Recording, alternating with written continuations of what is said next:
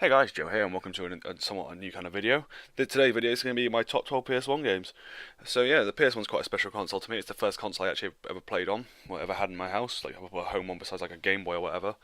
And yeah, it's still one of my favourite systems to this day. I've always been a big fan of Sony, so yeah, let's get started.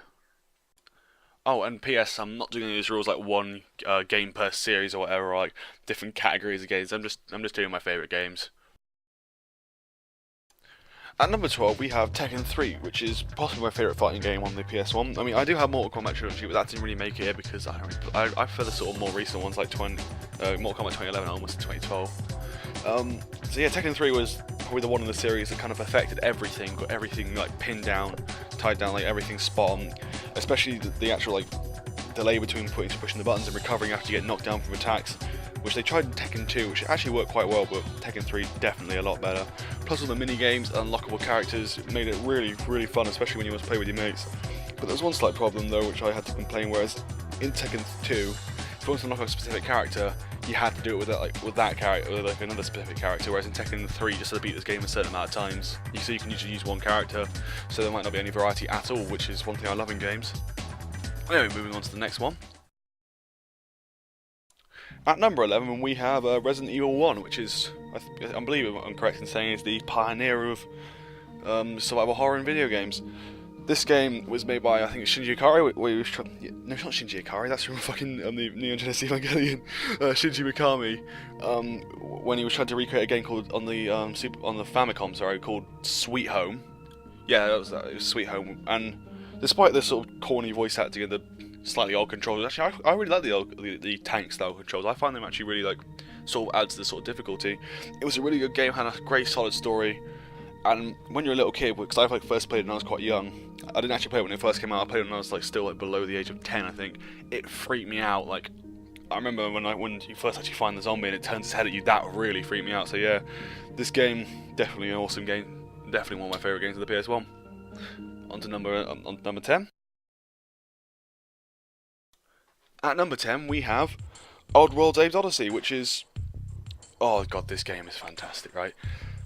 I remember the story is really morbid, and even Abe's voice acting, his voice just goes along perfectly, especially in the opening cutscene. But whereas in the second, well, not the second one, in Abe's Exodus, which is more of an expansion, they even say that it's more goofy. But Abe's Odyssey is still a great game. Really awesome puzzles, really good platforming. I loved how you have to talk to the people to rescue them. The whole concept of it is just really cool and creative, and especially some of the areas you visit and the music and the environments. Oh. And definitely, it's a great challenge. Even though when I was quite young, I actually never finished it. In fact, actually, yeah, no, I have finished it. I finished it quite recently, but yeah, up until this year, I'd never finished Abe's Odyssey. But now I have, and oh, it's an amazing game. But I'd still say that because I didn't play it when I was quite young, it's going to be quite low on the list where it is now. But yeah, still a fantastic game. On to number 9. At number 9, we have Castlevania Symphony of the Night. Now, this is where, when this came out, this is where Konami made two separate sorts of series of Castlevania, where they made one on the N64, where it became sort of 3D and more panned out, not really such sort of linear. Actually, no, even the one on the PS1, Symphony of the Night, became less linear, and Symphony of the Night was the one where Metroid gained its title, Metroidvania, for the fact you only one area to explore about, and this game was awesome. I love this game. I didn't play it till last year on an emulator that I bought on the PS7, and I'm absolutely in love with it. Fantastic game, awesome gameplay. Apart from the combos you have to, like the sort of like Street Fighter style combos you have to do certain like magic moves or whatever, that annoys me. But it's an awesome game. Oh yeah, and the voice acting, that's a bit sort of but awesome game, definitely in my opinion better than the ones they've done on the N64. Anyone who had an N64 who loved Castlevania really missed out. Anyway, on to number 8. At number 8, we have Resident Evil 3, which is really impressive actually when it comes to terms of Resident Evil games, because even though I find Resident Evil 1 can be quite more impressive, because obviously they have two campaigns, which is Jill, I almost forgot her name just then, Jill and Chris obviously in one disc, even though it's in the same area, whereas in this one it's just Jill coming back. I think it's a few months after, yeah, it's at the same time Resident Evil 2, around that sort of time, and it's just amazing. Although the easy mode is a really good thing to sort of do for first-time players, where you obviously get everything at the start, but I do think it can take a lot of the challenge away, which is why I did play it on easy mode at first just to see what happened, what you did to do. Now I put it on hard mode for more of the challenge, and I love that. This game is just really good, and especially the story and Nemesis. Oh, Nemesis is really like Nemesis. Like, whenever I hear that stars thing he does, that makes you shit yourself sometimes, especially when you have no fucking ammo. Anyway, on to number 7. At number 7 we have Crash Bandicoot 2.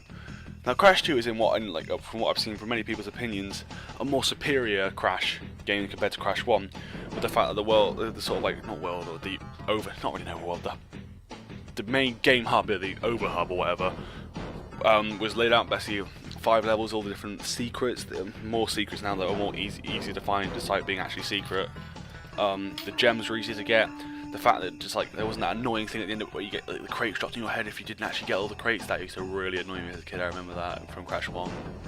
And it was just considered better. The environments are more sort of different and fleshed out.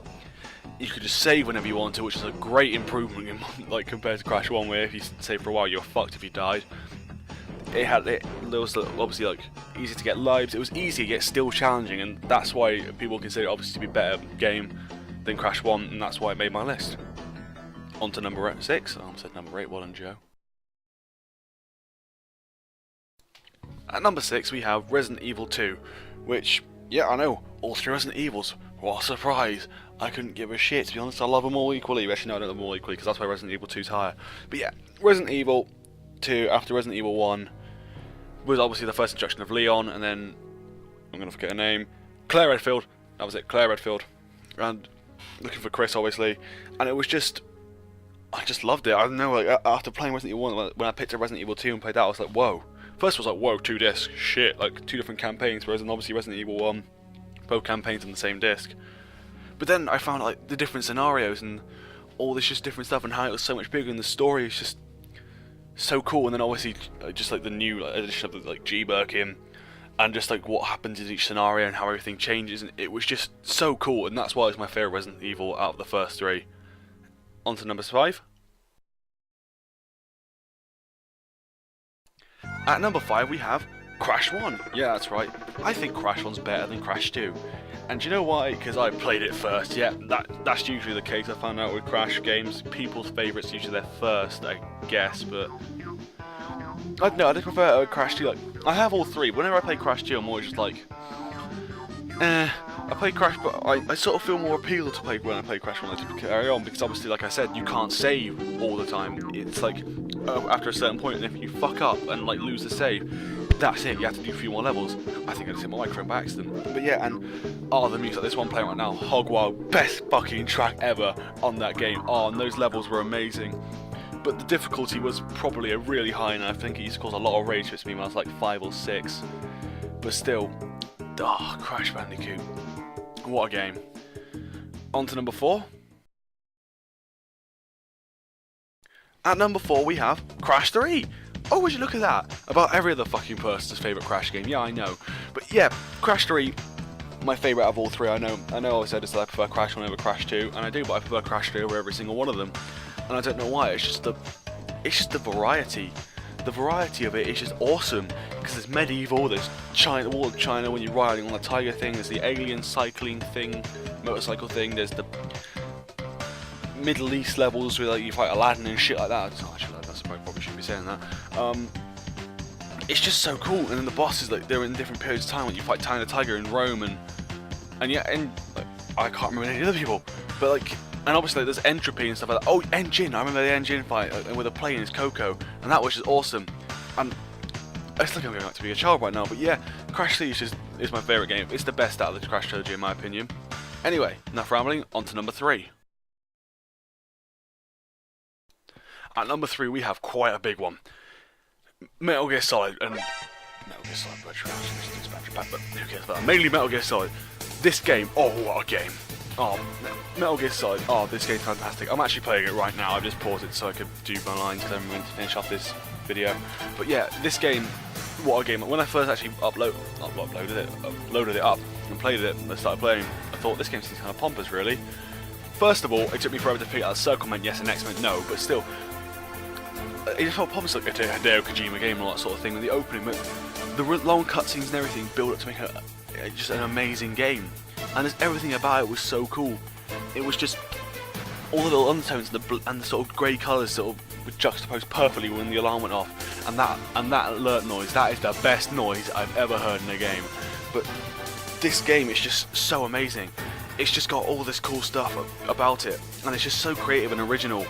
And it's the first sort of stealth game I ever properly played, besides like Splinter Cell. But oh, this game's just amazing, and all the characters you meet, and just the actual story, like I've already said. But this game's just amazing. Anyway, on to number 2. I've always got the number I'm on. Oh, and I forgot to mention the VR mission expansion pack, which is really cool. 'Cause it has like loads of new missions in. You get to play as Grey Fox and Ninja, and it's just really cool. Play that if you get a chance. At number 2, we have, slightly big year for me in Metal Gear Solid, Ape Escape! Ape Escape! This game, I remember I played this. This is probably one of my favourite games as a child because it was monkeys, and for some reason I was obsessed with monkeys when I was a kid.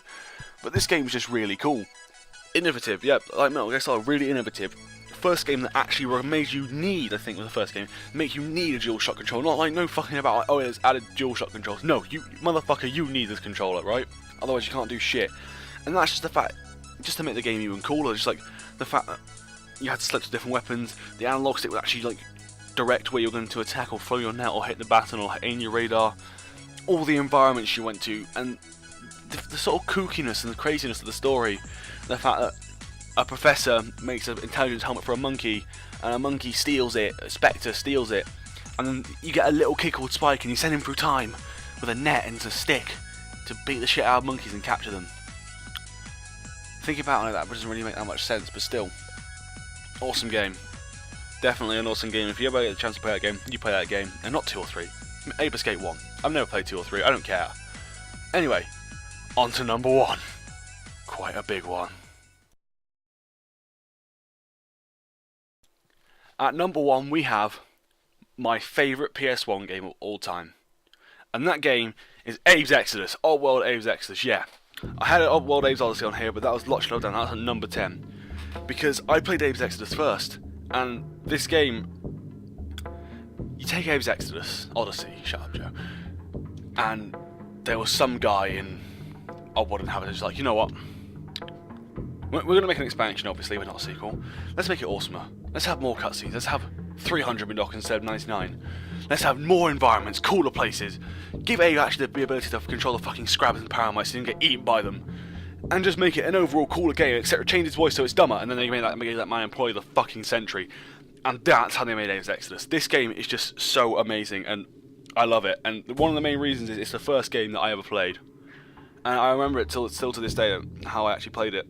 Because my brother was the one who always had the PS1 games. He had the console. Because I was like 4 or 5 when...